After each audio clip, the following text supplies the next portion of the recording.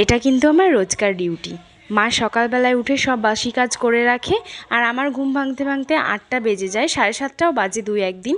আর তখন আমি সমস্ত কিছু গুছিয়ে নিয়ে তারপর রান্না করতে বসি। মা কিন্তু অনেক সকালেই ওঠে, তখন হালকা হালকা অন্ধকার থাকে। আর অত সকালে ওঠারও কারণ আছে, কারণ আমাদের বাড়িতে মন্দির আছে, দোকান আছে, সমস্ত ঘর গুছিয়ে মন্দির পরিষ্কার করতে করতে না মানে মায়ের অনেকটাই বেলা হয়ে যায়। রোজ দিনের মতন আজকেও সকালবেলায় উঠে রান্নাটা বসিয়ে নিয়েছি। আর আজকে এতটা গরম পড়েছিল, রান্না করতে করতে না পুরো ঘেমে গেছিলাম, তার জন্য ভাবলাম একবারে স্নানটাও করে নিই। যাই হোক, স্নানটা করে নিয়েছি আর তারপরে জামা কাপড়গুলো ধুয়ে মেলে দিয়েছি, আর তারপর ঠাকুর ঘরে প্রণাম করেছি। আর আমার বাবা তো একেবারে সকালেই কাজে চলে যায়, আর 11টার দিকে খেতে আসে, কিন্তু আজকে আর খেতে আসেনি। তাই মা বলল যে তাহলে তুই আর আমি দুজনে মিলে, ভাইও পড়তে গেছিলো বাড়িতে, আমি আর মাই ছিলাম, ওই জন্য দুজনে মিলে খাওয়া দাওয়া করে নিয়েছি।